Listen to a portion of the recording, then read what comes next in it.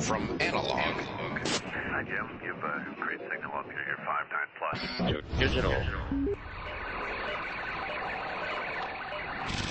We are everywhere you want to be. This is the CQ Blind Hams Podcast. This is Steve WA1RTB, and the purpose of this file is to describe the Kenwood TMV71A, give you the full layout of it, both controls and jacks and things on the rear panel. Place the radio on the table with the buttons along the bottom and the display at the top. And that will be the orientation that we'll use while discussing the radio. The radio has 3 knobs on it. One on the left-hand side, which is a round, knurled knob, and that is the tuning control. And when pressed, it has other functions depending on what else you've pressed before you press the tuning control.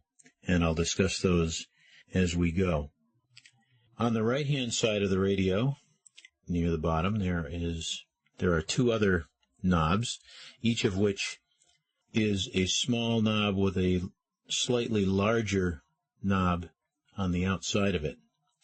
These are the volume and squelch controls for the A and B band, the left one being the A band, the right one being the B band. The inner knob on each control is the volume control, and the outer one is the squelch. When you press either of the knobs, you select the particular band that you want. This is the simplest way to select a band on this radio. It has 2 complete transceivers in it, and this is the simplest way to select them. There is also another function called the control function, which I won't go into here because it's a little bit beyond the scope of this, and it's something you can read about somewhat in the manual if you're really interested in it. But if you use that function, it allows you to tune the opposite transceiver from the one that you're actually transmitting on. But that's kind of a more complicated aspect of the radio that will probably be interesting only once you've managed to figure out a whole bunch of other things. Above the tuning knob on the left-hand side, there are 2 other small rectangular buttons, each one with a little dot near the left-hand side of it. The one closest to the tuning knob is the memory control, and when you press it, MR. That's what it says. If you press and hold the memory knob, you begin doing a memory scan, and depending on what scan mode you have set up will determine how the radio behaves in that scan mode. The next knob above that is the VFO knob, and you press it, and it says VFO. If you press and hold the VFO button, you'll do a VFO scan, and that also behaves differently depending on what you have set into your high and low memories and things like that. So again, we're not going to worry about that too much. This is just basically to give you a rundown of the controls.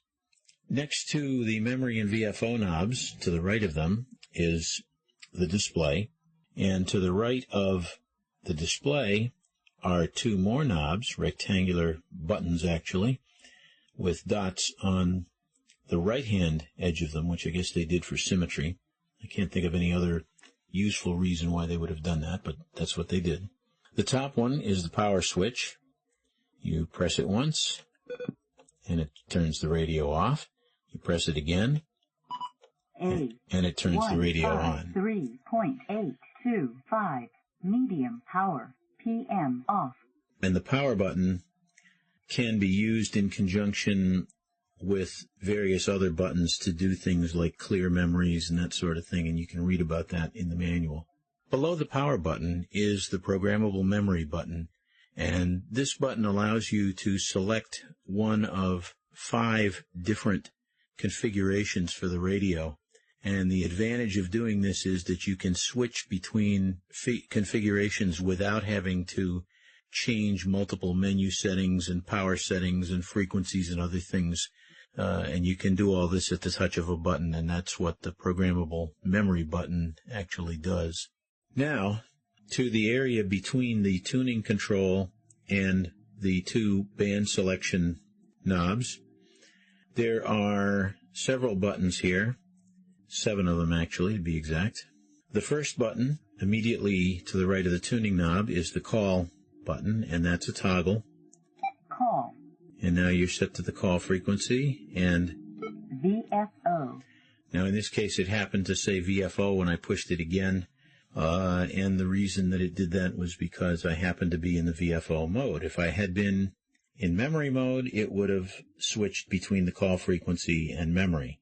And if you press and hold the call button, you will scan between the 2 call frequencies that you have. You're allowed 1 call frequency for each of the bands, 1 for 2 meters, 1 for 440, and you'll simply scan between them. The next button is the function button, and when you press it, like almost every other button on this radio, it says something. Function. And if I press it again, it turns the function off. So if you thought you wanted to do something using a function button and you decided you make a mistake, you simply press it twice. If you press and hold the function button, function, lock on. You have now locked all the other keys on the radio, and this means that if you press a key, it just goes. And the only key that does not obviously beep is the function key, because you have to be able to turn it off, and the power control, which still works the way it did. So I'll press and hold the function key again. Function, lock off. And it turns the lock off. If you press and hold the function key followed by the call, depending on what mode you're in, it will do one of 2 things. If you're in VFO mode, it will write the contents of the VFO to the call channel, and if you're in call mode, it will write the contents of the call channel to the VFO. The third button in selects the mode of encoding that you're going to use with the radio, whether you're going to use none, PL tones, CTSS, or DCS, and it's a toggle, of course, and this is what happens. When the low beep means it's off, PL, CTCSS, DCS, and off. And if you forget what mode you're in, all you have to do to find out is press function and then press that button, and you'll see exactly what mode. So for instance, right now we have it off. We press function. Function. And it beeped because you can't do anything with this particular operation when the decoding mode, when the encode and decode is off. So I'll press the encode decode once, and now I'll press function. Function, tone, frequency, 146.2. And now, whenever I turn the tuning knob, tone, frequency, 141.3. Tone, frequency, 136.5. I can move up and down through the PL frequencies and set the PL tone for what I want. Now I'll press the tone again, and that long beep means that it stored that frequency in the VFO. If you press the function key and then press and hold the mode button, it will begin scanning for a PL tone, or scanning for CTCSS, or scanning for DCS, and all of that depends on how many times you've pressed that button before you do this double operation of function plus pressing and holding the mode button. So if you didn't want to do tones, say you wanted to do CTSS, I would press the mode button again, then I'd press the function. Function.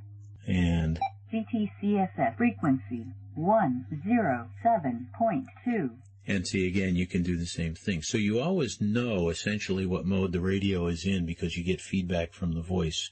I'll press the function key to cancel this, and it stops. Next to the PL/CTCSS/DCS button is the reverse button. Now it's in reverse mode. Now it's in normal mode. If you press and hold the reverse button, it will turn on a mode that checks the input frequency of a repeater and sees if there's activity on there, and if there is, it will alert you with a beep, and that tells you that if you want to, you can switch to direct and communicate with the person you're talking to. If you press the function, Function. and then press the reverse, Function. Function.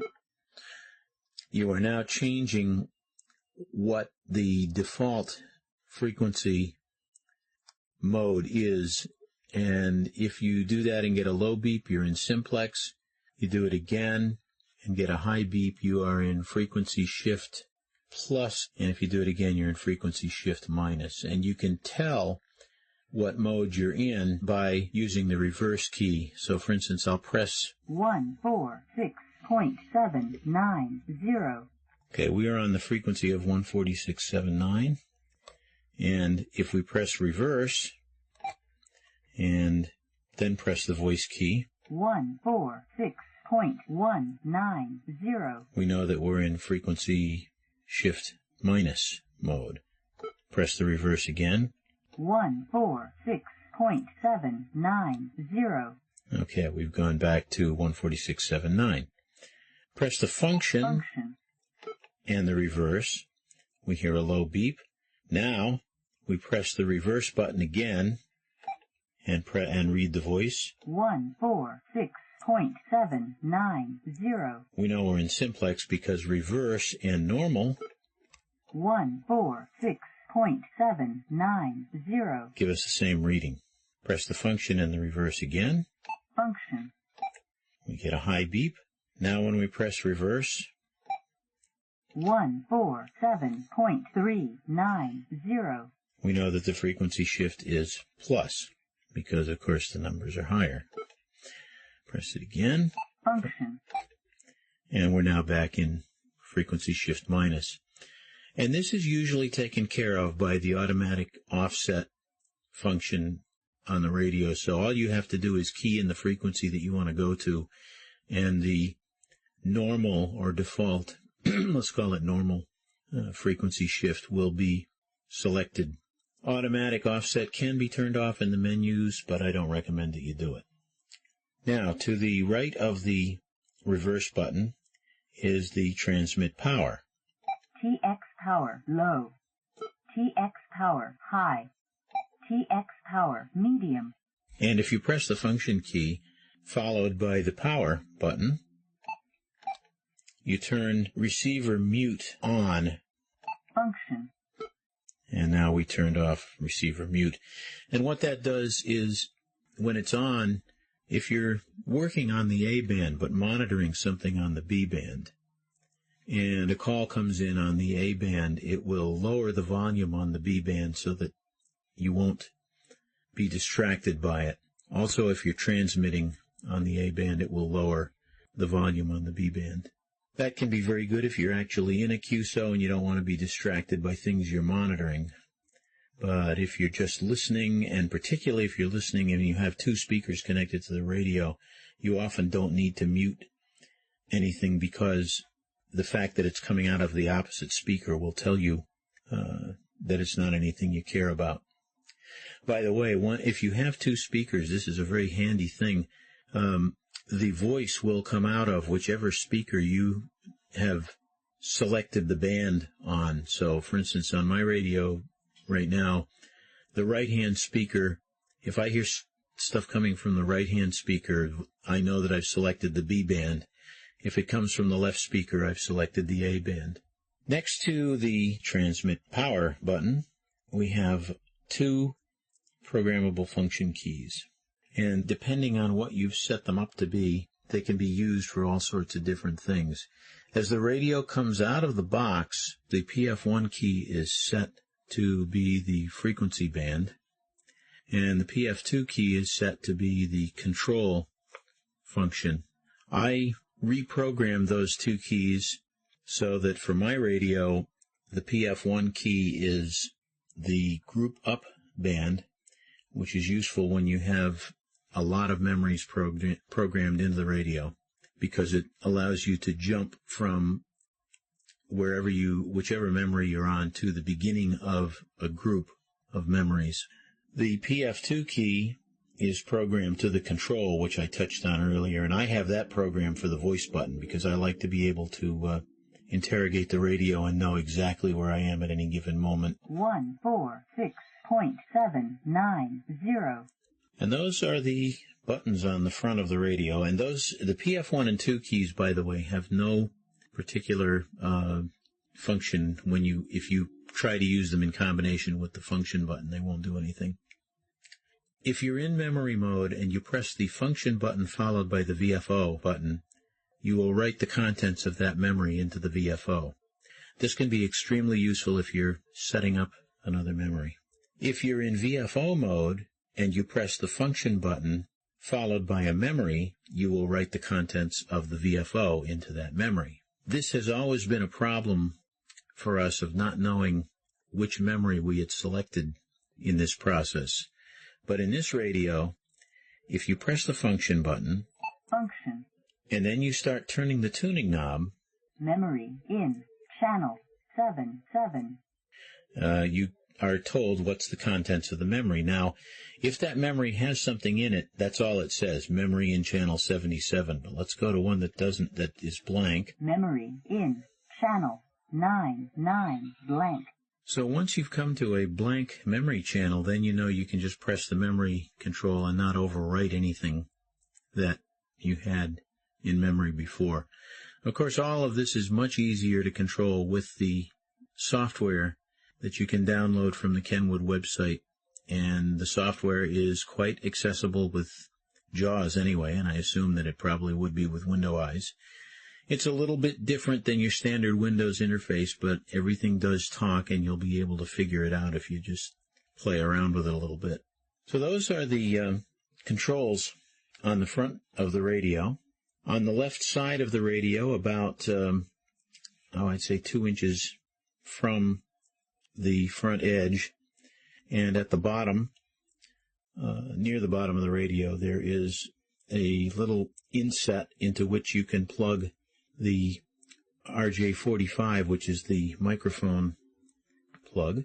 On the right side of the radio, about an inch back from the front and about midway between the bottom and the top of the radio, there is a little lever that sticks out. And if you pull it forward, you can detach the front panel from the radio. You probably won't need to do this, but that's what it's there for.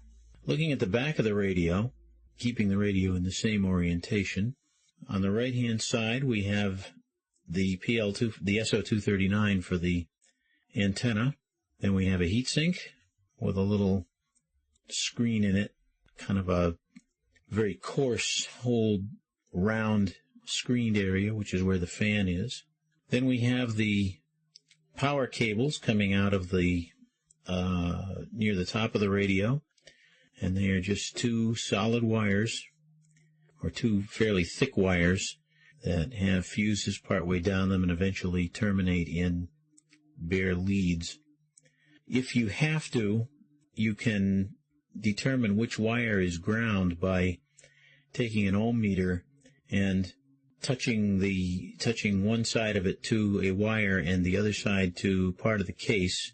It's usually a good idea. What I did was to clip it to the ground portion of the PL of the SO239.